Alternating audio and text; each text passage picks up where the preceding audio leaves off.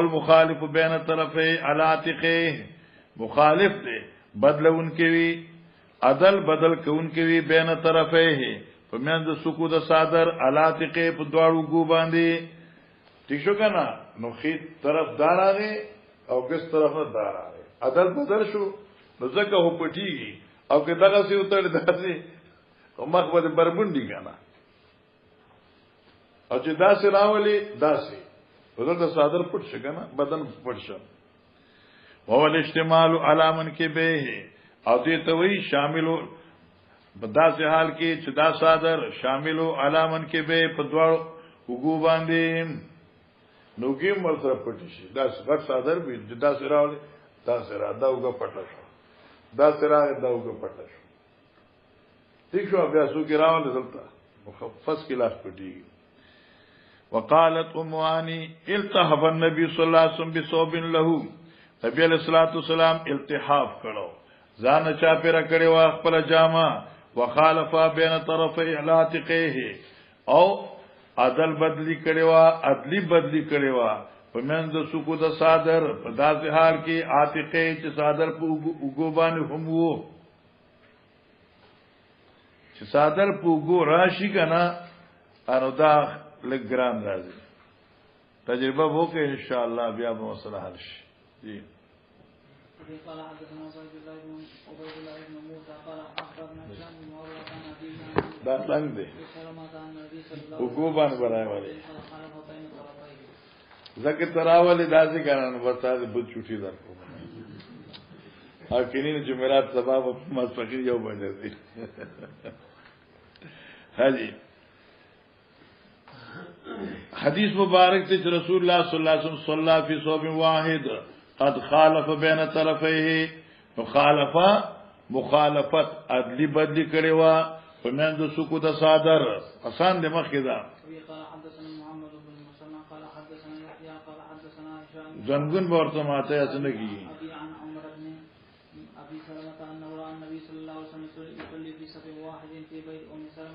رأى النبي صلى الله عليه وسلم دي لدلو پیغمبر اسلام يصلي في صوب واحد في بيت ام سلمى قد القى طرفيه على عاتقه يو شير چلو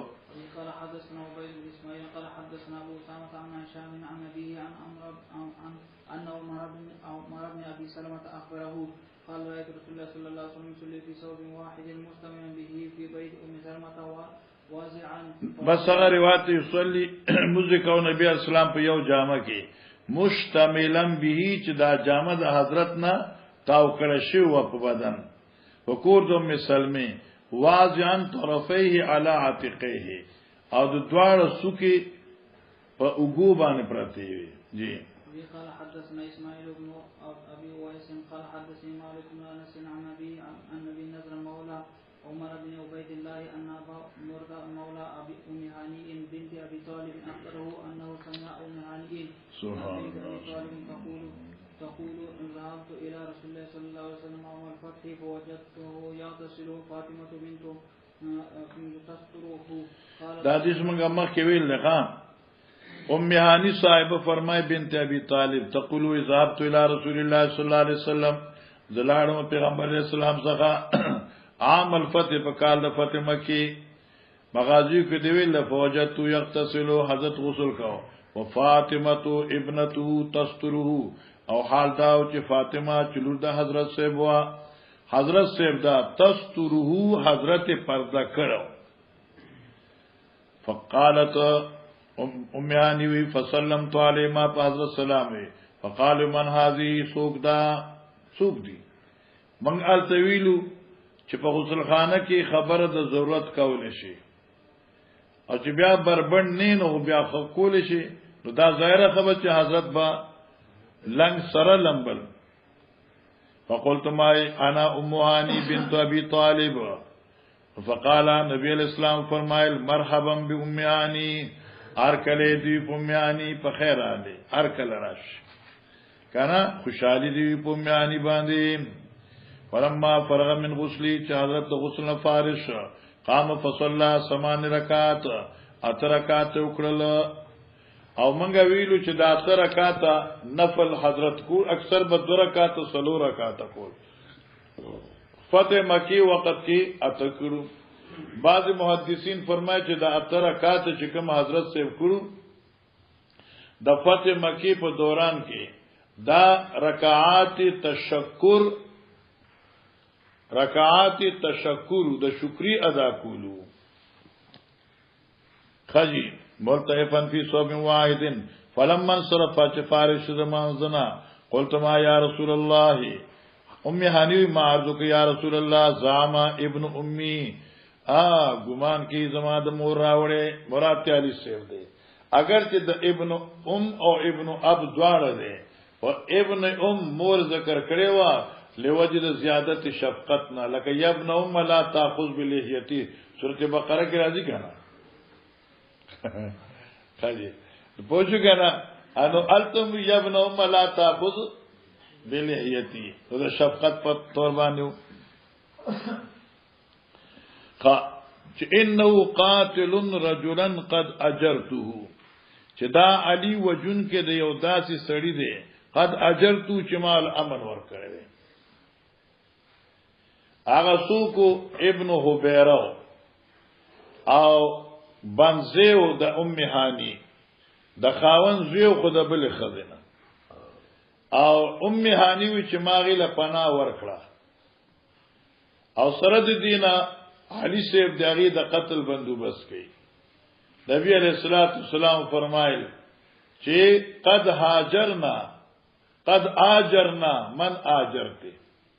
آجرنا من آجرته بس تا چاله امن ورکړي دي نو موږ هغه امن ورکړ او دین هغه مسله ثابت شوه چې په امن کې د رجالو امن او د نساو امن دا دواړه درست دي چې سړی امن ورکی نو خزه هم ورته سنوي او کې خزه امن ورکی چاله نو سړی ورته هم سنوي قات رجلا قد اجرته چې ماغله امن ورکړي دي ازوک دې فلان ابن حبیرہ چا فلان ابن حبیرہ دې ازوی انو میوانه غستا مراتنه بنزه دې بنزه خجی فقال رسول الله صلی الله علیه وسلم نبی علیہ الصلوۃ والسلام ورتوی قد اجرنا من اجرتی یا امهانی ورمکړه پنا هغه چاله را چې تا ورکه چاله پنا ایومیانی امهانی وی وذاک ذوهن او دا وخت چاشو خو پیجن لکه دغه ټیم چی دته چاش ټیم وی جی چاش ټیم خو لکه ډیر وختي خو تاسو دغه ټیم عن سعيد بن المسيب عن ابي هريره ان سائلا سال رسول الله صلى الله عليه وسلم عن الصلاه في صوب واحد فقال رسول الله صلى الله عليه وسلم او لكلكم صلاه الله او لا تقل خجم سائل راغه او تاسو کو د پیغمبر علیه السلام نا عن الصلاه في صوب واحد یو سره راغه د الله پیغمبر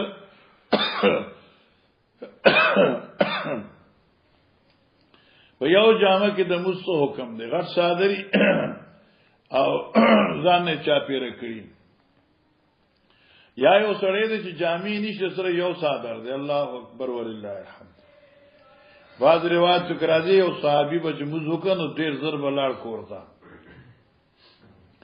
د نور مرګورو په اعتراض کو چې دی بالکل بس جمعات کې ډوي ساریږي نو منډي وي یو ورځ پیغمبر علیه الصلاۃ والسلام ورته چې تول دمر په منډه دی ایمن کړه داسې صادر نشته چې پورا بدن په پټیږي سواد دي نه دا قید به لګای خاطر زما معنا ده بعض معنا کې موږ کړه دغه یو صادر خزه بربند نه اساسه من څخه داسې لوی صادر نشته چې پورا بدن په پټیږي سواد دی یو صادر نه نو الته زما خزه په انتظار کې دا صادر غیله اوسما نو په دې باندې خپل ټول بدن پټ کې نه خپل موضوع کې دل پاره ده نو پورا کور کې دا حساب الله اکبر ولله الحمد خجی لیک صبر وکیارا خلاصو من خان خفیف فقال رسول الله صلی الله علیه وسلم نبی علیہ الصلوۃ والسلام بطور د استفهام انکاری فرمایل اوالی کلکم صوبانی آیستاسو کې د هر یو د پاره دو جامې شته مانه کې ته تاسو کې چې په یو صادر کې موږ کیږي نو تاسو ټول دو صادری دي تاسو ټول کر دو صادری دي الله اکبر معلومه شو چې هغه دو صادرو والا بچر ډیر مالدار او اکثریت د فقر او فقیر پوښو کنه شیخ القرآن رحم الله فرمایي زهاید لطلما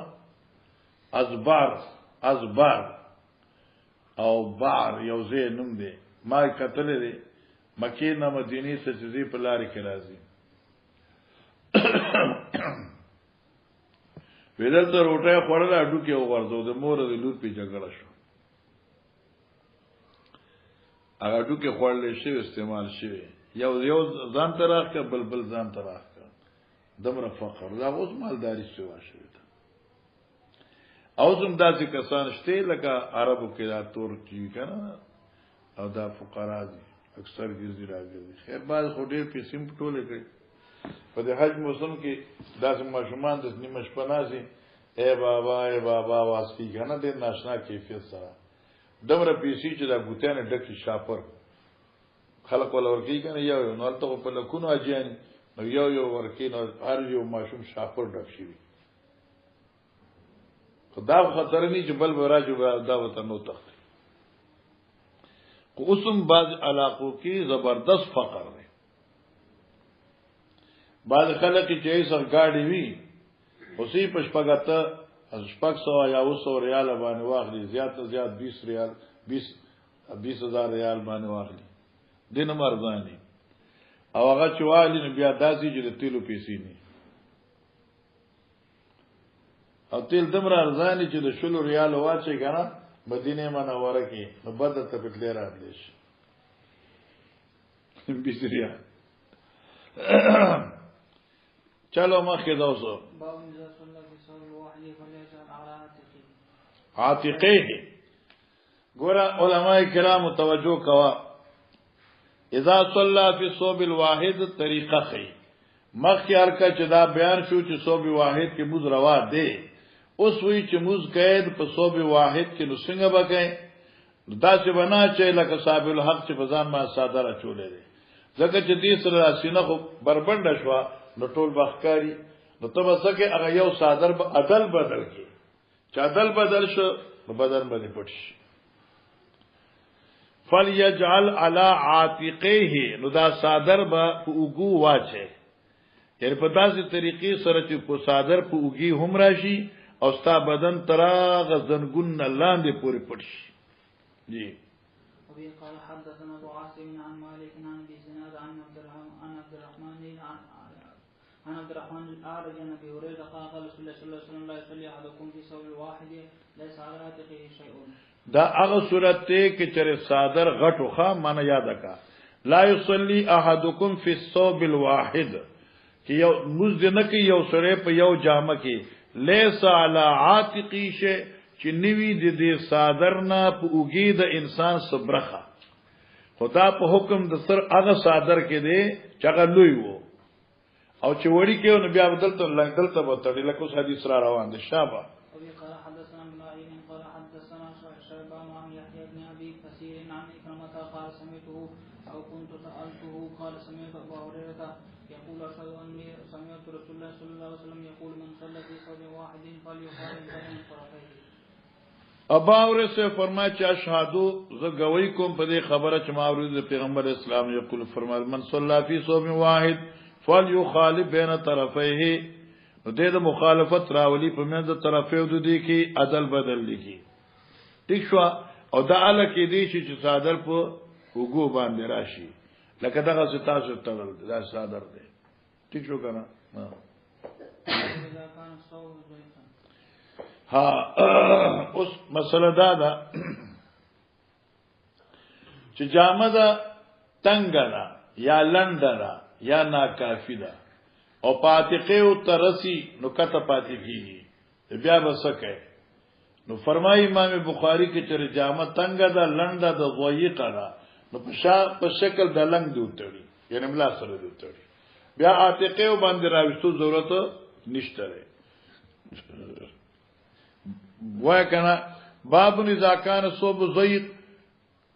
کله چې جامه تنګوي نو مزګزار بسکی په دې طریقه بسې د مازه وای آسان دي. حدثنا يحيى بن صالح قال حدثنا فليح بن سليمان عن سعيد بن الحارث قال سألنا جابر بن عبد الله عن الصلاة في ثوب الواحد فقال خرجت مع النبي صلى الله عليه وسلم. وی ما تاسو که په یو ما جامه کې د موزغي راوتم نبی علیہ السلام سره په بعض اسفاره په بعضو اسفارو د پیغمبر علیہ السلام محشی بین سطور لکی چې دا غزوه بواطوا فجیت لیلتن لباز امری رالم د شپې لپاد باز کارونو خپلو سکار می وچرالم فوجتو یصلی ماشاءالله ما نبی علیہ السلام وکته چې تهجد موزیکاو والی صوب واحد او په ما باندې یو جامه وا فاشتملت بی وصلیت الی جانبه هغه جامه ما ځان تا وکړه او حضرت غاړه ته یو طرف ته د موزیکاو فلما انصرف ارکچ نبی علیہ السلام د موزه فارغ قالو فرمایل مسورا یا جابرو سده باعث د سفر په دیني مشفقه یا جابرا دیني مشفقه ته چاتن را علی بھائی او سوجدا مقصد د سده یا ول راغلی یا راتن دی پکار فاخبرتو بحاجتی خبر میں کہ حضرت په دې حاجت یا جی زما فلان کې کارو فلما فرغتو چرکل زفار شما قال نبی علیہ السلام فرمایل ما ذل استعمال الذي رايتو دا طریقه دا راګیرولو د صادر د چاپیره کولو د صادر صدا چې زه ګورم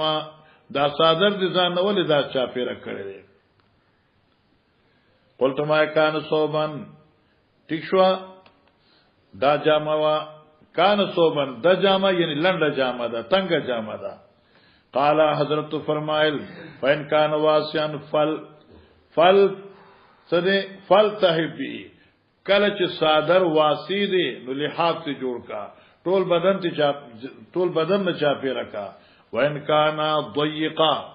او کچروی دا صادر ستا تنگ فتذر بی سکا استعمال کده په زید لنګ یعنی ملانه اوسړه بیا خو استعمال نشي کېده کې بر راړي نو بیا چې سیدی له دین ارسه بخکاری نو دې لپاره استعمال باندې حضرت زکه رد وکړه چې دا تنگ صادر دی تاب بر او ګو باندې راويسته دي او ځان دی په انغفته دي حالانکه کته بدن بیا په وخت د سیدی یا په رکوع کې بربندې دي شي لہذا کې کپڑا تنگوي او وګو ته نه رسی دا حکم دار چې اتزار وکا جی قال حدثني ابو حازم عن سالم قال كان رجال يصلون مع النبي صلى الله عليه وسلم عاقدي وصولهم على اناقهم كهيئة الصبيان ويقال للنساء لا ترفعن رؤوسكن حتى يستوي الرجال جلوسا. اوس ګوره مخکې موږ علا عتیقه وی او د ترجمه رااله ابو حازم د سال نقل کوي چې کان رجال او صحابه کرام یصلون مع النبي صلی الله علیه وسلم عاقدی عذرهم چې تړون کې خپل لنګونه علا اعناق په خپل سټونو باندې کهیئت الصبیان په شان د کیفیت ماشومانو لکه ماشومان لچمې دي تړي صادر عدل بدل کی بیا ته دلته وتړي او ایزه بچیا لکه چې دې خو بیا صادر چولې شي نه کنه او ورځيږي ترنه د پدې کیفیت سره ويقال للنساء او دا ځان له مسله ده خان او کله چې د صحابو د جامو داسې کیفیتو خامخه پای کې د کشف عورت احتمالات به وو نو خود ته دا حکم ورکړی شو ويقال للنساء او ابویل شو زنانو ته په وخت د تړلو د صفوفو لا ترفعن رؤوسکن ګوره د سیدینا سر پورته نه کې مخکې د نارینهونه حتا یستوی الرجال جلوسا تر دې چې برابر شي نارینه په ناسته باندې یعنی سمانه نارینه چې کله سیدینا سر پاسي اوچت کی او کینی نو البته تاسو سیدینا سر اوچت وای دا نه چې تاسو تعجیل وکئ نو کې دې چې مخکې کس بربندوي او تاسو د چا په مقام مستور باندې ینده پردی زیبان نظر لګي لہذا آداب دادی چې چې تاسو به سر نه اوچتوای دا چې د فقر او فاقې زمانه وی بیلی لاره پوه شو کنه